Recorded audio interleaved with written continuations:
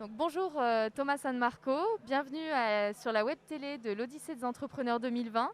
Vous êtes délégué général de la CNR donc, et je vais vous poser quelques questions, notamment pour commencer sur les changements de l'entreprise face au contexte. Quels sont, quels- Comment vous faites pour traverser une crise? Est-ce que vous maintenez votre cap ou est-ce que finalement les aléas vous font changer votre trajectoire? Bonjour, merci de me recevoir.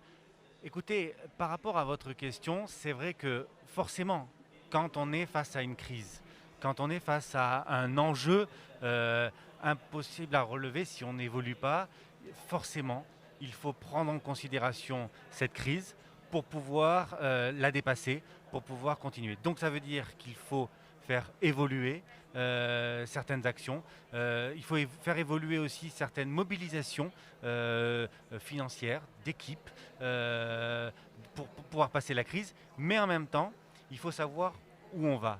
Et donc, c'est un juste équilibre. Il faut savoir le cap, qu'est-ce qu'on veut faire, qu'est-ce qu'on devait faire aussi à côté, parce qu'on ne doit pas tout abandonner dans une crise au prétexte qu'il faut la passer, parce qu'il faut garder ses fondamentaux. Et en même temps, il faut savoir mobiliser les moyens nécessaires dont on peut disposer pour pouvoir passer cette crise. Donc c'est pas aussi radical que ça. Quand il y a une crise à passer, il faut pouvoir avoir un vrai pilotage dans l'entreprise pour garder son cap, savoir où on va et en même temps mobiliser les moyens nécessaires pour essayer de la passer. Très bien. Et justement, face à la crise actuelle qu'on est en train de traverser, notamment la crise de la Covid-19, mais pas seulement, quelles sont les initiatives que vous avez mises en place, que vous mettez en place pour faire face à ce contexte? D'abord, je voudrais dire quand même un point important, c'est que, ok, on a cette crise liée à cette pandémie mondiale qui a entraîné également une crise économique. Donc d'une crise sanitaire, on est arrivé à une crise économique. Mais on avait aussi une crise climatique qui avait des incidences sur notre modèle économique et donc sur les modèles d'entreprise. Donc maintenant, on est arrivé au pied du mur et c'est tout qu'il doit être repensé, reconstruit en s'appuyant sur ses fondamentaux. Alors après, sur mon entreprise, ce qui est important, c'est aussi de ne pas donner des généralités. Tout le monde ne va pas avoir à gérer la crise de la même façon, parce que tout le monde n'a pas la même responsabilité, n'a pas la même mise enfin, chaque modèle d'entreprise n'est pas mis en péril de la même façon en fonction de notre secteur d'activité. Nous avons plusieurs secteurs d'activité et principalement nous sommes un producteur d'énergie renouvelable. Donc nous sommes un des éléments essentiels justement pour maintenir l'activité économique et permettre aussi la croissance. Ça nécessite tout de même qu'on puisse adapter notre production, nos actifs, pour pouvoir répondre aux besoins au juste moment. Mais dans une phase de crise, il y a aussi des actions qui vont permettre de pouvoir relever la crise. Et je pense par exemple à toutes les grandes politiques nationales et européennes, plan de relance, Green Deal, qui vont bien s'intégrer aussi dans les capacités à reconstruire. Et donc il faut aussi qu'une entreprise qui a pour mission de produire de l'énergie sache aussi adapter ses process, adapter ses projets, adapter sa stratégie pour pouvoir répondre aux enjeux de demain. Et donc faire en sorte finalement d'être en capacité d'être un accélérateur de la reprise, d'être un accélérateur des nouvelles technologies qui vont pouvoir apporter les solutions de demain. Finalement, c'est vous métamorphoser pour accompagner la métamorphose aussi. Enfin, si on peut faire une analogie, parce que la La métamorphose. métamorphose, je trouve, le terme est peut-être un petit peu fort. Oui, c'est marquer une ambition de rupture, c'est marquer une ambition de changement complet. Pour autant, on ne part pas de rien. Et je pense que pour réussir à surmonter une crise, pour réussir à passer ce cap, pour réussir à changer notre modèle, il faut qu'on s'appuie aussi sur nos forces.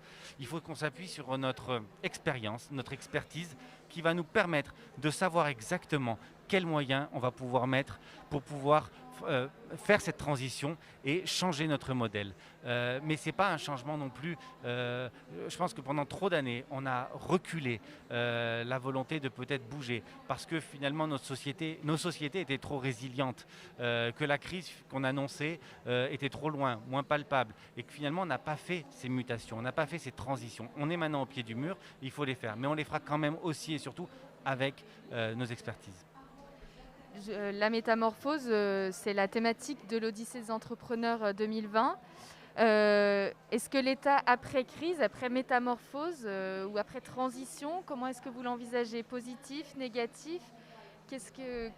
Comment Le vous vous débat, il y a positionnez? eu pas mal de débats sur ce sujet, le monde d'après, pendant la période du confinement, où au début, des gens l'idéalisaient. Après, on a commencé à sortir du confinement, et puis les gens se sont dit finalement c'est le monde d'avant-empire. Bon, je pense qu'il faut quand même avoir une ambition d'optimisme. Il faut quand même se dire que quand on est dans des entreprises, c'est pour construire de la valeur, pour créer de la valeur, pour porter des projets, des stratégies. Si on commence à dire maintenant que le monde d'après sera plus terrible, honnêtement, il vaut mieux baisser les bras et arrêter. Donc, je crois que l'optimisme est nécessaire parce que ça crée aussi de l'intelligence. Ça nécessite aussi de se repenser et d'essayer de dépasser certains schémas préconçus qu'on pouvait avoir tout en s'appuyant sur notre expertise. Donc, je pense que c'est une transition qu'on doit tous essayer de construire et on a tous une responsabilité. On doit attendre une responsabilité dans la métamorphose de nos gouvernants, des États, mais il faut aussi attendre une évolution des entreprises et que finalement même les pesanteurs du monde qu'on a connu jusqu'à maintenant, avec un modèle économique qui pouvait satisfaire les besoins de certains, doit être quand même aussi remis en question et on doit peut-être aussi plus penser moyen long terme que uniquement court terme. Et je crois que c'est comme ça qu'on pourra y arriver. Pour autant, oui, je sais que ce ne sera pas aussi simple que ça. Et il faut avoir quand même de l'ambition. Vous parlez de penser à moyen long terme pour construire votre monde de demain ou le monde de demain.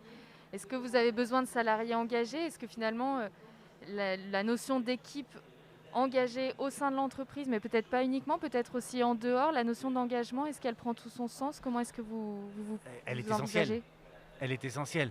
Ça veut dire qu'il faut qu'on repense pas simplement la place des salariés, c'est la question du management, c'est la question du sens qu'on donne aussi à la stratégie d'une entreprise. Comment vous voulez embarquer avec vous des salariés, des talents, des compétences, si vous n'avez pas clairement fait passer le message, le sens de la stratégie dans laquelle vous voulez aller.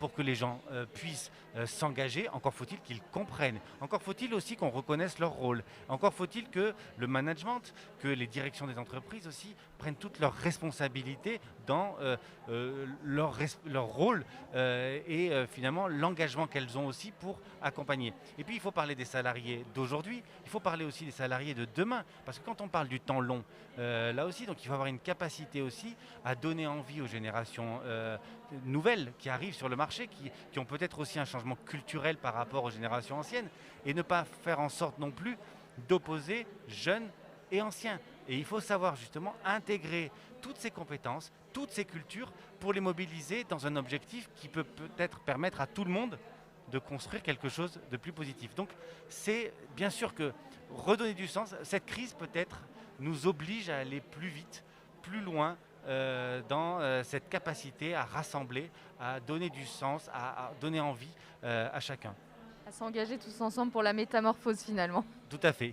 Mais c'est comme finalement les entreprises doivent aussi travailler l'écosystème dans lequel elles évoluent pour créer plus de partenariats, plus d'échanges. Parce que finalement, cette intelligence, cette capacité à rebondir, on ne pourra pas l'avoir seul. Je vois par exemple au niveau de la CNR, nous avons engagé et on n'a pas attendu la crise. On l'avait fait avant aussi parce que nous sommes dans un monde en mutation. Nous portons aussi les transitions énergétiques, les transitions écologiques. Et on a bien conscience que toutes ces transitions, on ne pourra pas les mener seuls. Donc nous avons besoin de partenariats. Nous avons mis en place des partenariats avec des écoles pour aussi se nourrir, pour s'enrichir, pour se confronter aussi à des scientifiques. On a fait des partenariats aussi avec des startups pour pouvoir aussi finalement enrichir nos compétences et puis trouver aussi cette agilité supplémentaire qu'on peut avoir avec justement ces partenariats de start-up. Très bien. Merci Thomas San Marco d'avoir pris le temps de répondre à mes questions. Merci d'être là aujourd'hui sur l'Odyssée des entrepreneurs 2020. Je vous souhaite une belle métamorphose et une bonne journée. Merci à vous.